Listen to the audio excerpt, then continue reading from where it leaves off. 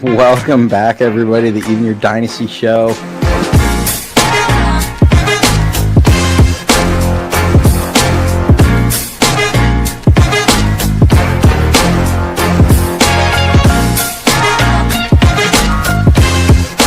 We just got breaking news in.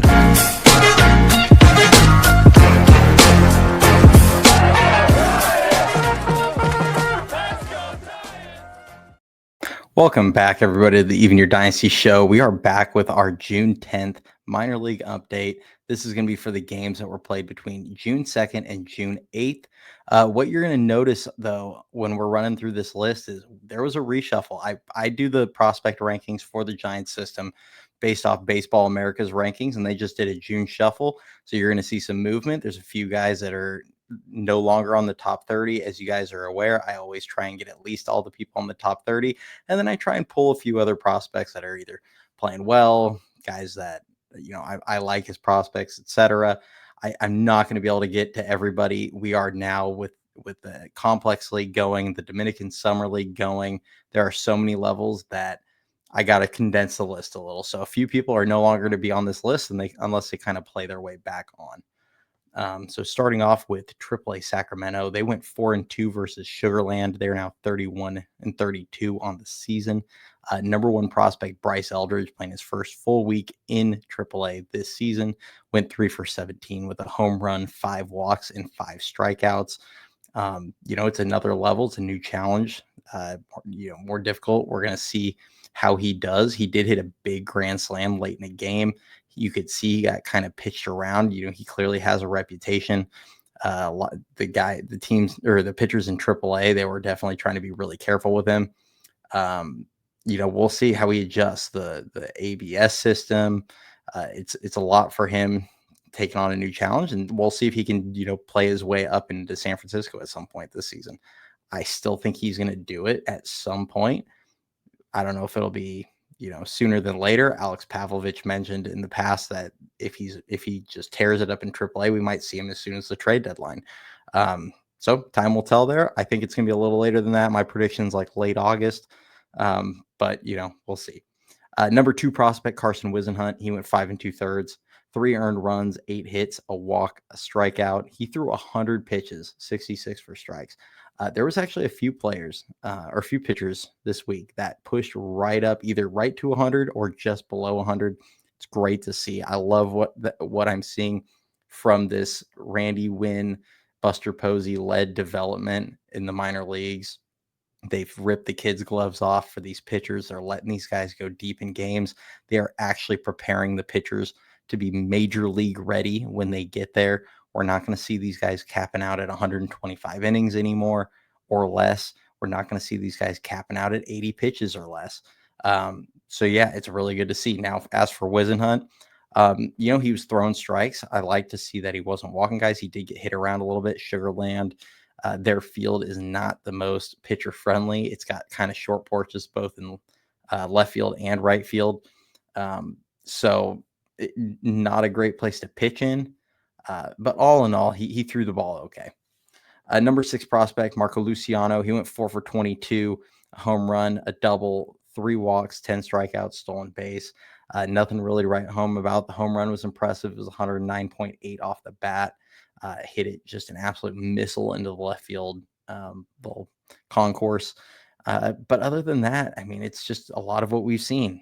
A lot of strikeouts, not great pitch recognition. He's still drawing some walks, though. A lot of swing and miss in his game.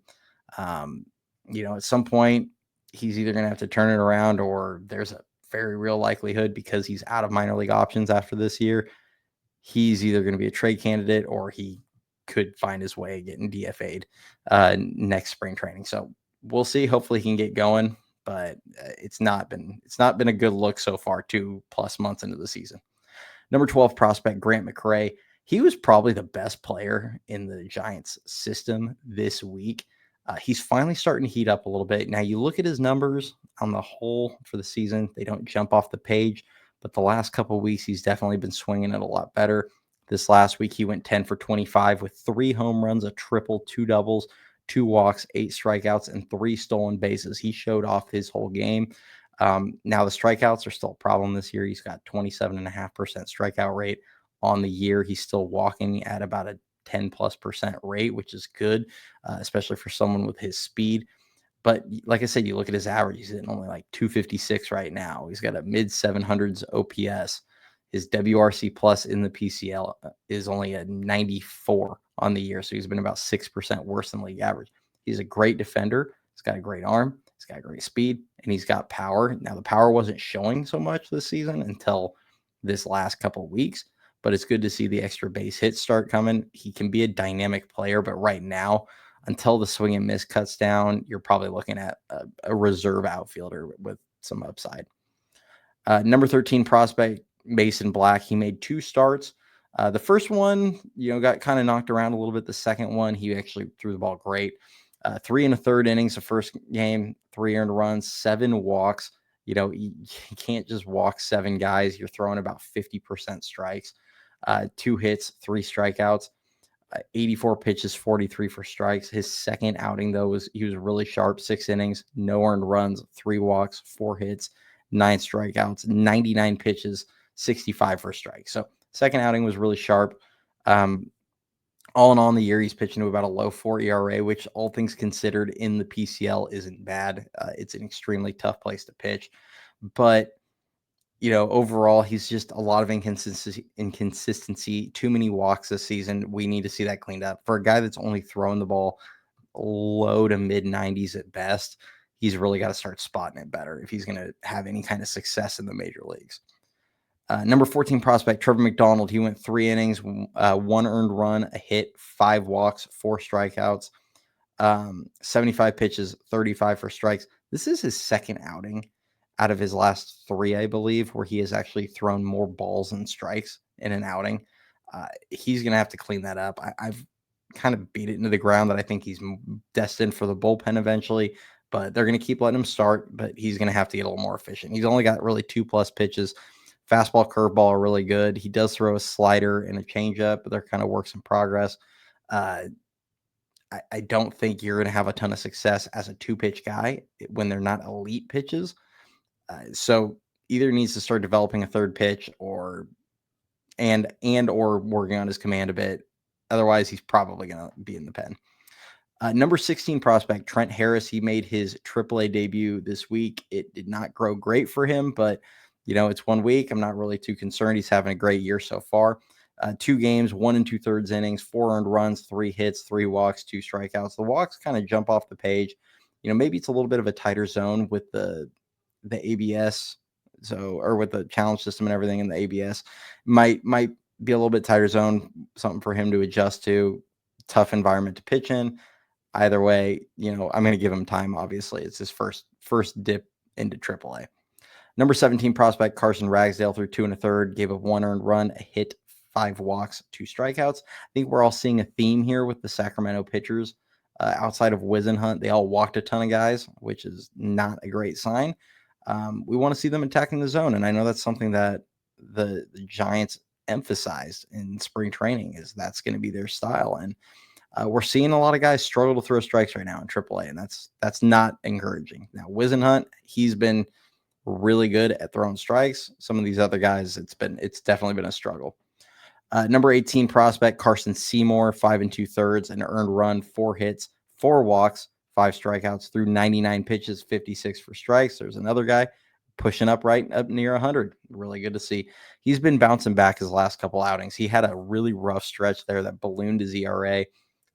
He's kind of righted the ship the last 2, 3, 4 outings. He's been a lot more steady. We'll see if he can kind of continue that. Number 20 prospect, Wade Meckler. He went 6 for 16, a triple, a double, 3 walks, 3 strikeouts. As I've said many times, I think Wade Meckler is a good candidate to be a bench piece kind of tail end of this year. Good speed, good hit tool as far as hit for average. Not a strong defender, not a lot of power, not a great arm. But, if he can hit and get on base and use his speed, he definitely has value, especially in pinch hit situations, pinch run situations, etc. Does need to work on his defense, though. It's his last option year, but in my opinion, it's beneficial keeping him down for most of the year at least to work on his defense, because right now he's borderline unplayable in every outfield position. And they kind of scrapped the idea of him playing second base. So that's kind of my 2 cents on his development path. Luis Matos, he's back down in Sacramento. As we've kind of mentioned on some of the live shows and things like that, where they do have a window where they can call him back up in less than 20 days, and it won't burn one of his options. We'll see if the team's going to do that. Yaz has obviously been struggling. He had a really nice game on Sunday. See if he can carry some momentum. Otherwise, I mean, I could see a scenario where in a week and a half, if Yaz is still on the skids, maybe they make a move. He might not get traded or DFA'd or anything like that, but maybe the Daniel Johnson experience is short-lived. Maybe they bring Matos back up and start feeding him some more of the playing time. Moving over to Richmond, they went 2-4 versus Erie. They are 17-40 on the season. Number 5 prospect, Joe Whitman, he had probably his most forgettable week as a professional. Made 2 starts. First start, 3 innings pitched, 6 earned runs, 8 hits, a walk, 2 strikeouts through 65 pitches, 40 of them for strikes. Second start, 4 1/3 innings, 5 earned runs, 8 hits, 2 walks, 5 strikeouts, 85 pitches, 50 of them for strikes. Well, hopefully he can wash that one from memory and bring on a good start next week. Number 10 prospect, Diego Velasquez, 6 for 25, 4 walks, 3 strikeouts. Still not a ton of power showing, but he still hits overall in the year for a solid average. I believe he's hitting about 290 in his Double-A career over about 350 at bats, which is really impressive. I would love to see some more power, but it's just not really his game, and it is a really tough environment to hit in, especially if you don't have like eye-popping power. Number 21 prospect, Sabine Ceballos, 4 for 17, a double, 4 walks, 2 strikeouts, and a stolen base. He's playing a little better than he had been early in the year. He's still waiting on him to heat up, though. Hopefully he can. I really like the raw power he has, though he hasn't shown it in Double-A. He has 1 home run, not a lot of extra base hits on the year. He's just having a hard time really squaring up the ball and hitting it hard. Number 26 prospect, Jack Choate, 6 innings pitched, no earned runs, 3 hits, 3 walks, 6 strikeouts through 85 pitches, 55 for strikes. Jairo Pomares, he's actually a guy that's heating up quite a bit. 9 for 25, 2 home runs, 2 doubles, a walk, 3 strikeouts, 3 stolen bases. Had a nice week last week. The week before, it looked like, hey, maybe he's coming out of his slump. He was in like the worst way. I think he went about 1 for 3 weeks at one point. Not a ton of walks, not even a ton of strikeouts. He just wasn't even making good contact. He's kind of turned it around, though. He's swinging it well right now. Numbers aren't going to jump off the page. That funk did some pretty significant damage to his season totals. But nice to see the power start showing up. He's back up to, I think, 7 home runs now in the Eastern League, which is a really tough environment. So he's got kind of an outside shot. If he can go on a little bit of a run, he might be able to push 20 in the Eastern League. And there's not a lot of players that have done that before. So kind of keep an eye out for that. Adrian Sagasti, he went 5 for 19, a home run, 3 doubles, and a strikeout. He actually had just a heck of a game on Sunday where he had 2 doubles and a home run. Other than that, he's not a big bat. Obviously, I've mentioned this in the past. His calling card's definitely his defense. I do think he has the potential to be a decent backup catcher. Maybe you're looking at him as a backup tail end of next year or 2027 at that point for Patrick Bailey.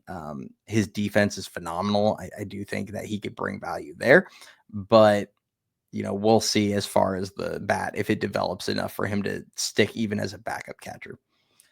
Averson Arteaga, 4 for 22, a double, a walk, 5 strikeouts. Moving over to Eugene, they went 2 for 4 versus Everett, 28-29 on the season. Number 3 prospect, James Tibbs III, went 4 for 24, 2 home runs, a double, a walk, 8 strikeouts. The 8 strikeouts really stood out. It's kind of his first week where he's just really struggled to put the ball in play. Obviously, didn't hit for average. He did show some power, though. When he does barrel the ball up, he hits it hard. One of the home runs he hit was 112 off the bat. It pull side. It would have been just probably an easy splash hit in Oracle. I mean, he absolutely spun on it. So the power is there. You see most of his power, his home runs this season have actually gone almost to straightaway right or center field, dead center field. Not a lot into that right center gap, which is really promising for Oracle Park because obviously if that's where your power plays as a lefty, you're going to have a hard time. We saw it with Michael Conforto. We've seen it with countless others. You've got to be able to kind of elevate the ball to straightaway right or go straight center, dead straightaway center field where yes, the park doesn't play the livest, but it is the shortest center field in the major leagues at 391 feet. So it's definitely gettable. Number 7 prospect, Bo Davidson. He was probably, I think he might be the biggest climber or one of the couple biggest climbers. Arhanis Kayama, he actually jumped up about 15 spots. But Bo Davidson went from 14 to 7. He's starting to get kind of that national recognition from the big publishers. I still stand by. I think at the end of the year, he's going to be a top 100 prospect for Baseball America, maybe even the other ones. But it's really nice to see him start getting the attention. If he wasn't an undrafted player, he probably would be a top 100 prospect right now. But he is getting closer to 23. He's going to turn 23, I believe, next month. And he is in high A. So I do believe they want to wait until he gets to double A and see if he performs against that level of competition. If he does anything remotely resembling what he's done so far in A ball or high A, I think you're easily going to see him in the top, 80, 90 on the top 100 list going into next season. But he went 7 for 21, a home run, 3 doubles, 6 walks, 8 strikeouts, 3 stolen bases. He's been by far probably the best player in Eugene. Scott Bandura and James Tibbs probably could, put their hats in the ring on that. But I think to me, Bo Davidson, all around game has been the best player at that level. He's been a 5-tool player. He's playing great defense in center field, made a great catch over, leaping catch in center this week. Keeps showing off the power, shows off the speed. The stolen bases are starting to come. He's got 9 on the year. This is a 2020 threat, in my opinion. I think he's got 7 homers and 9 stolen bases right now. On 162 game pace, you're probably looking at like a 20 homer, 25-ish stolen base season. So it'd be really promising if the Giants develop a guy that frankly looks like a star in the making. But, we'll see. He's still a ways off, but he's been probably my favorite prospect to watch so far this season. Charlie Zucconi, number 19 prospect, almost skipped Josh Bostic. Went 5 innings pitched, 5 earned runs, 10 hits, a walk, 3 strikeouts, 82 pitches, 47 for strikes. Charlie Zucconi went 4 for 15, a double, a walk, 4 strikeouts. Quinn McDaniel, 1 for 10, a walk, and 2 strikeouts. Not a lot between those two. Scott Bandura, 7 for 24, a home run, triple, a double, 2 walks, 8 strikeouts, and 2 stolen bases. I think he's like 10th right now in OPS in the Northwest League. He has, I think, a 130 or so WRC plus this year. He's been really good. He was their seventh round pick out of Princeton in 2023. Kind of had a solid year in San Jose, struggled in Eugene when he reached it last season, and he's really turned the corner this season. So I'm excited to see what happens with him when he gets to double A. Another one of those guys that's, 22, 23 years old. So getting a little bit on the, older side for the level he's at. So I like to see them when they get to that next level of competition. Shane Rademacher went 6 innings, 3 earned runs, 6 hits, a walk, 5 strikeouts, 81 pitches, 53 for strikes.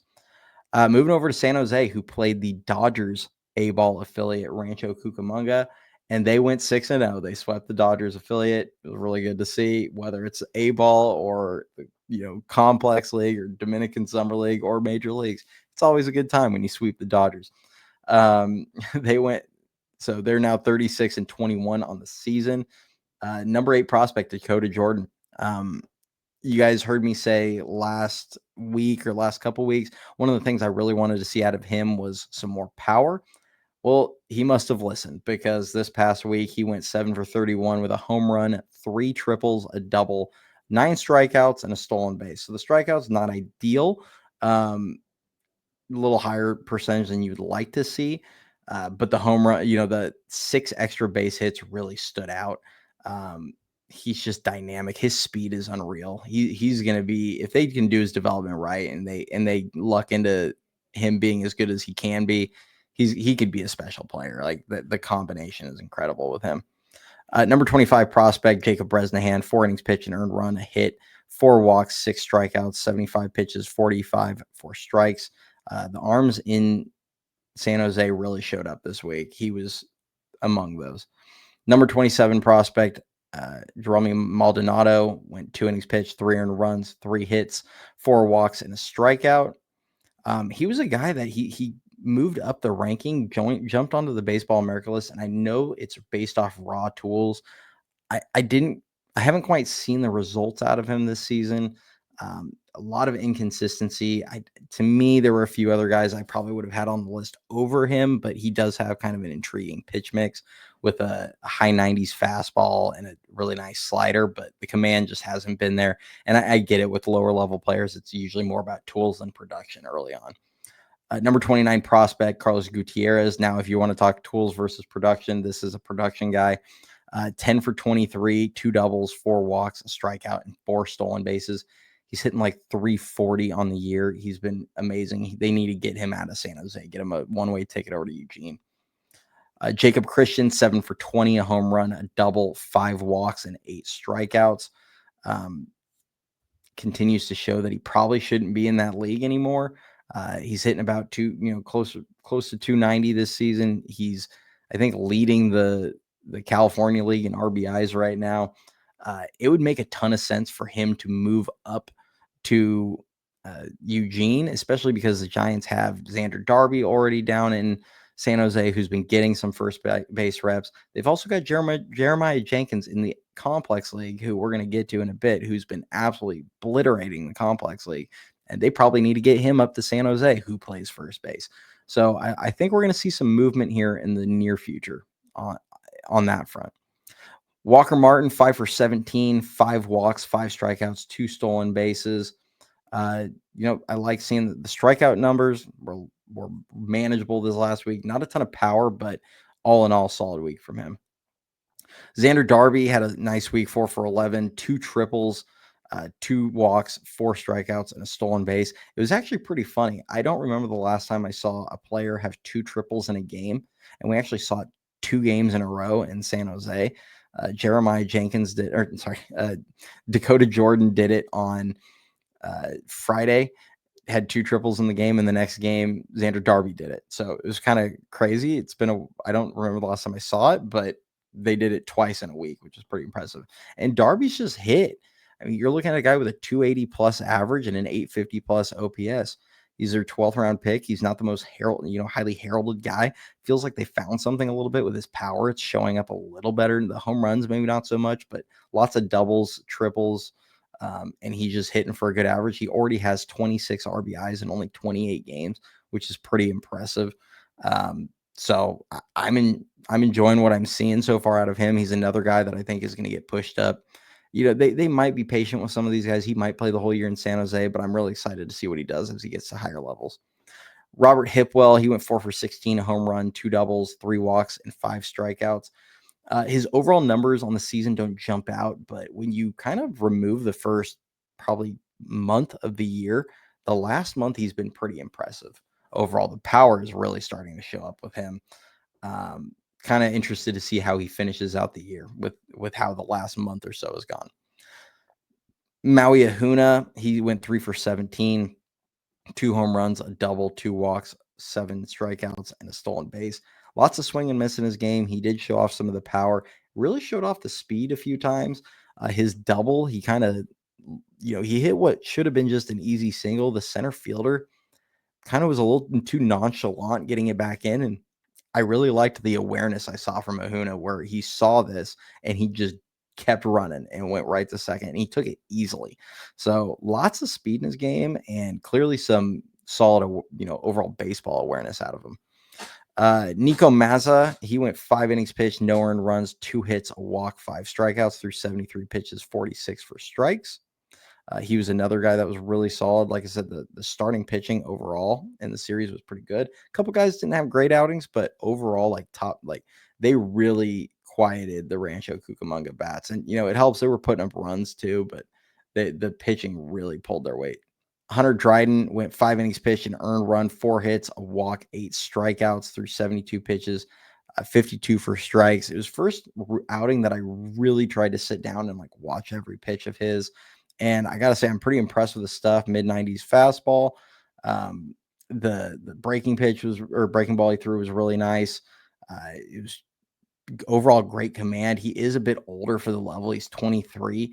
But I mean, I don't really care about the age. If you're going to have a sub 2 ERA in what's not the most pitcher friendly league, I'm still going to be impressed. So another guy that could see get pushed up to, to Eugene in the not too distant future, especially given his age and everything.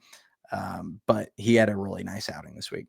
Greg Ferrone went 3 2/3 innings pitched, 3 earned runs, 5 hits, 2 walks, 6 strikeouts, 81 pitches, 53 first strikes. Moving over to the complex league, number 9 prospect Johnny Level went 6 for 14 with 2 strikeouts. Pretty uneventful week on the whole for him, but he was a guy that we saw bump up a couple places on the list. I mentioned him earlier, but Argenis Kayama, 4 1/3, an earned run, 3 hits, 2 walks, 7 strikeouts. He was an international signee out of Venezuela. He's 18 years old. He's really dominating the complex league. He's given up like 2 or 3 earned runs in like 28 innings there so far. I would love to see him get a run in San Jose at the end of this season. I'm not sure how fast and how aggressively they're going to move him up, but I do think he's going to get a run because the complex league does end about a month or two before the San Jose season ends.